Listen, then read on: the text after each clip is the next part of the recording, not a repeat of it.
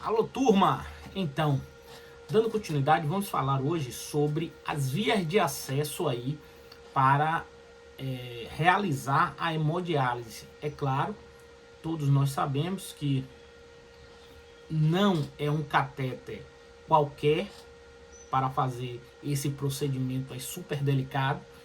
Então, temos várias vias de acesso que esse paciente que é submetido ao processo de hemodiálise, ele pode ter. Geralmente, inicialmente, ele começa com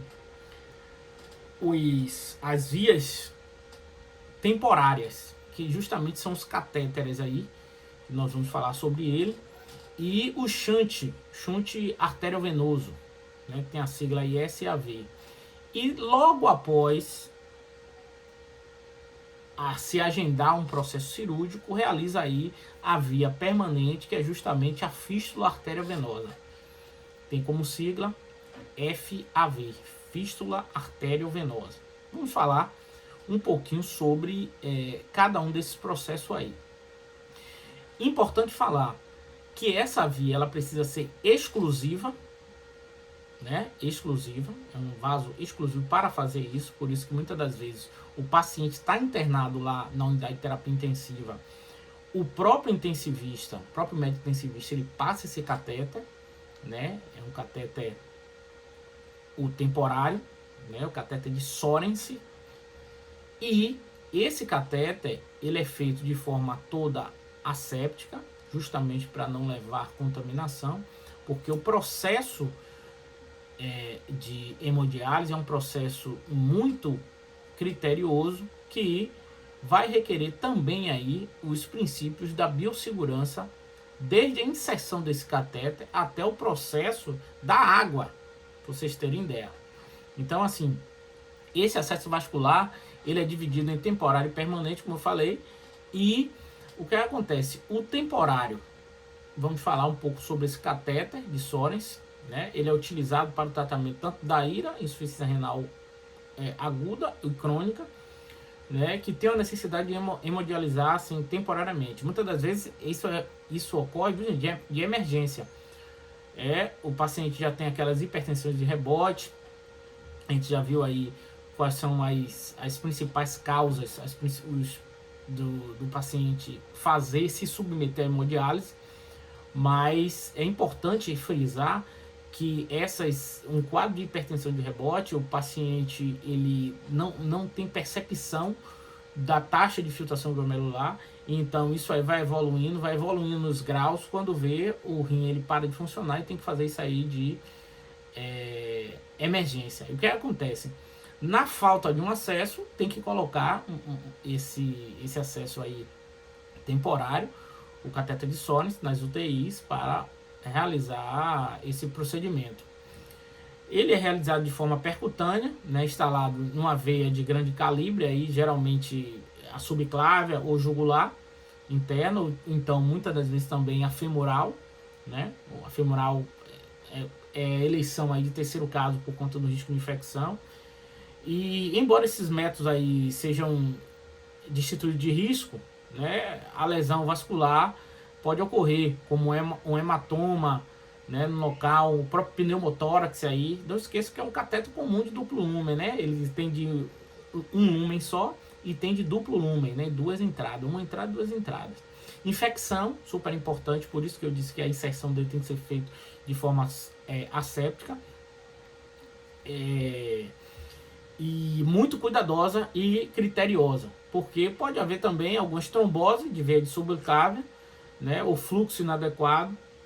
Então, assim, o catéter de Sorensen, ele pode ter na sua unidade aí de uma via só ou de duas vias. Geralmente é utilizado aí, mais comumente, o de duas vias, né? Mas existe também o de uma via só. O que é esse catéter?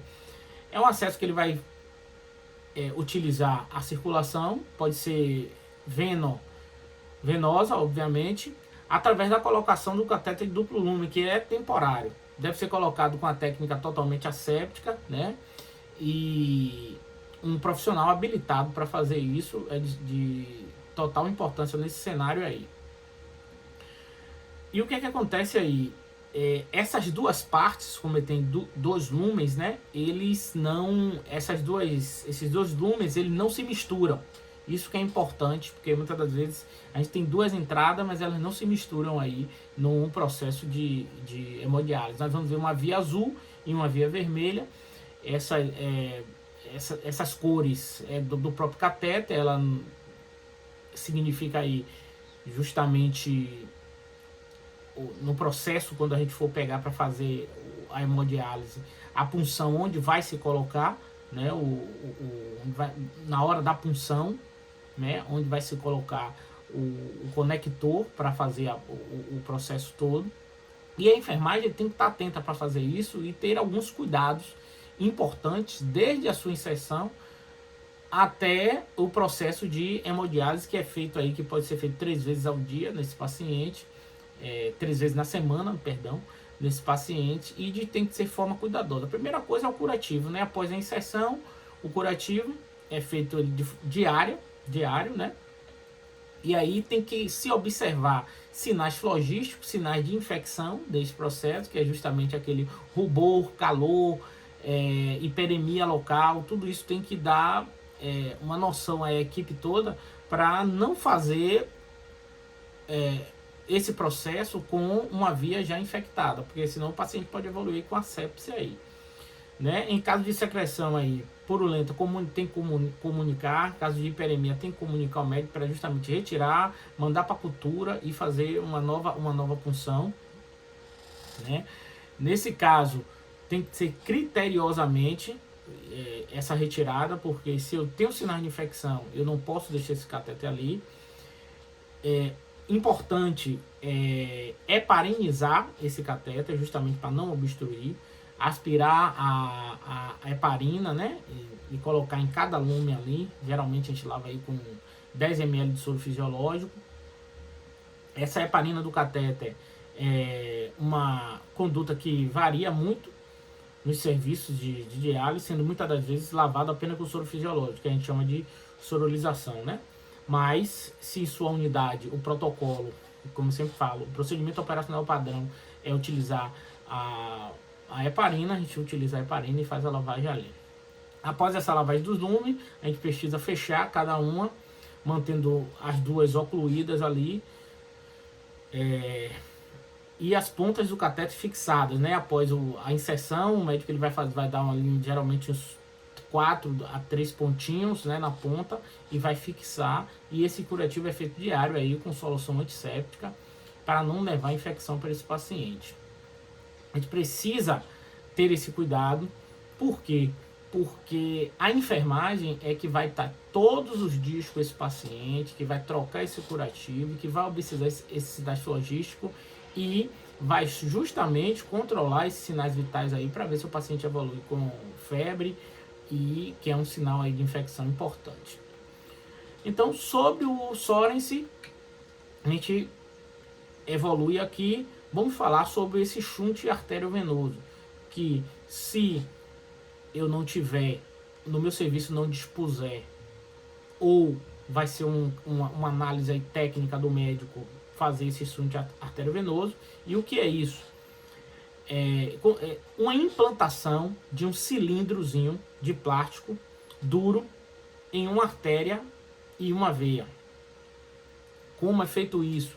Eles são interligados externamente, nesse caso aí do shunt, viu? Criando assim uma circulação constante entre eles, entre esse shunt aí, esse cilindro, né? Que a implantação deve ser feita extremamente nos membros superior ou inferior, também pode acontecer, mas geralmente é no superior. Comumente são utilizados tanto a artéria radial e a cefálica para o antebraço e ou a tibial posterior e a veia safena para nos casos aí de membros inferiores, né? E qual é o material que vai ser necessário aí na unidade de terapia intensiva? Ou muitas das vezes esse paciente, se tiver hemodinamicamente estável, ele pode ser encaminhado também, se não tiver um profissional habilitado na UTI, para o centro cirúrgico, para o cirurgião colocar, né? Então a gente vai precisar de um material necessário para instalar esse shunt, né? que é o instrumental cirúrgico. A gente pode pegar um kitzinho de pequena cirurgia, né, porque vai fazer um procedimento cirúrgico. O material ali também, em algumas unidades, tem com o nome de dissecção venosa, que ele vai dissecar essa veia, vai colocar esse cilindrozinho. Antissépticos, normal, para fazer a limpeza ali. Geralmente a gente já faz a degermação.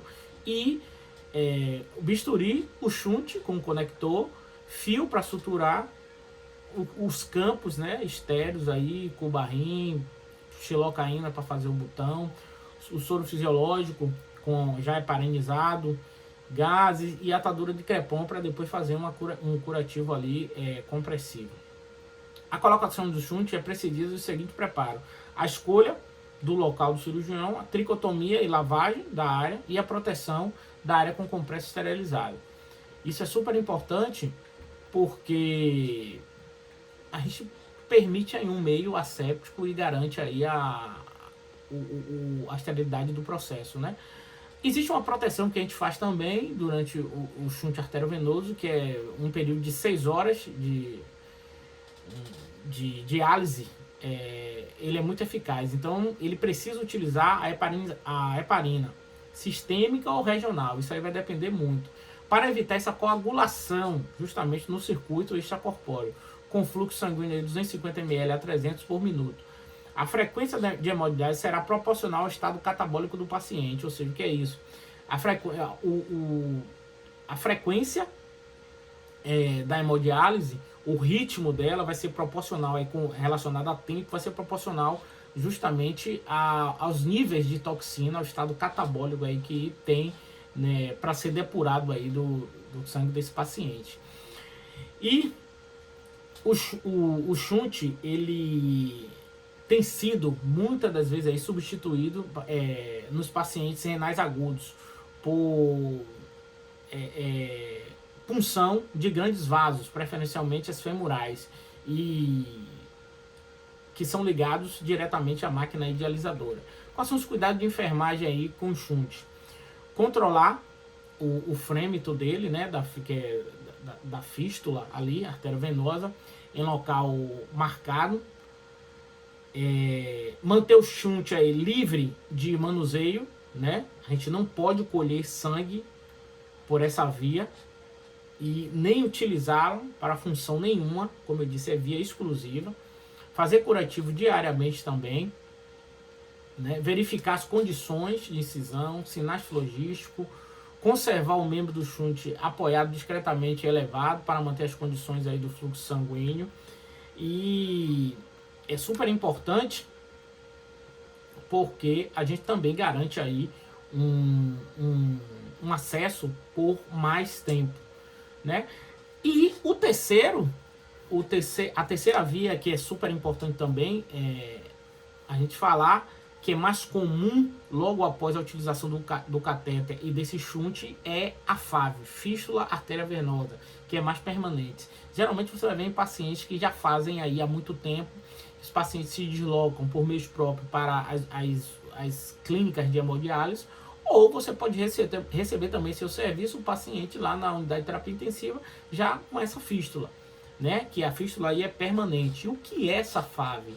É uma anastomose que é feita, uma ligação subcutânea de uma artéria e uma veia, né? Por isso que diz fístula arteriovenosa, né? Como é feito? Também é feito de forma cirúrgica, né? Geralmente faz aí no antebraço, conectando ou unindo a artéria a uma veia, seja ela de forma lateral ou terminal lateral. Isso aí vai depender da técnica do cirurgião, né? E com o tempo a veia sofre essa dilatação, e a gente vai ver essa dilatação muito aparente aqui nos braços do paciente, né? Por conta dessa anastomose, aí acaba que a artéria pulsa, né? E a gente vai acabar tendo essa dilatação por conta dessa pulsação. E aí o que é que acontece? Essa fístula arteriovenosa, ela pode ser utilizada depois de 4 a 6 semanas após a sua formação. Após o procedimento, 4 a 6 semanas aí vai depender muito do processo de cicatrização aí desse paciente e do POP da instituição também. Normalmente, escolhe-se o membro não dominante do paciente, justamente para ele fazer as suas atividades, como eu disse, acaba influenciando aí na qualidade de vida desses pacientes, a hemodiálise, né? E normalmente, esse esquema de uma fístula arteriovenosa radiocefálica mostra o fluxo sanguíneo e a posição usual da agulha justamente para você utilizar na hora da punção. É super importante a gente saber disso, porque a fístula arteriovenosa tem suas complicações também. Quais são essas complicações precoces? Pode acontecer hemorragia, trombose e até infecção. Por isso, a importância do controle aí das regras aí das medidas de biossegurança. E quais são as tardias? As tardias é a redução desse fluxo, a gente vê normalmente é uma redução do fluxo, formação de aneurismas, né? O aumento do débito cardíaco, tudo isso pode acontecer. E quais são também os cuidados de enfermagem para uma fístula arteriovenosa? Após a cirurgia de fístula arteriovenosa, orientar o paciente a exercitar essa fístula, fazendo o que? Abrindo e fechando a mão, fazendo aqueles movimentos justamente para ajudar aqui nesse favorecimento. E como pode ser com uma bolinha, ou então fazendo esse processo mesmo. Geralmente tem uma bolinha que utiliza e eles ficam apertando para ajudar aí a exercitar essa fístula arteriovenosa. Até a retirada dos pontos, fazer curativo diário, soro fisiológico, sem ocluir, né? Ela leva em torno de 2 a 3 semanas para ficar, como a gente maturar, né? Ficar em condições de uso. Então, como eu disse a vocês, isso vai ser muito importante para a gente ter o momento correto de fazer sem levar danos ao paciente. Ok, turma? É um processo complexo, mas a gente consegue ver os pacientes com fístula arteriovenosa ter uma sobrevida maior, justamente porque o catéter, às vezes, quando fica em subclave ou jugular, incomoda o paciente, ele já não tem uma vida uma qualidade de vida muito boa, justamente por suas limitações. Então é importante a fístula, porque o paciente fica mais tranquilo tomando os cuidados necessários. Ok? Forte abraço, estuda que a vida muda.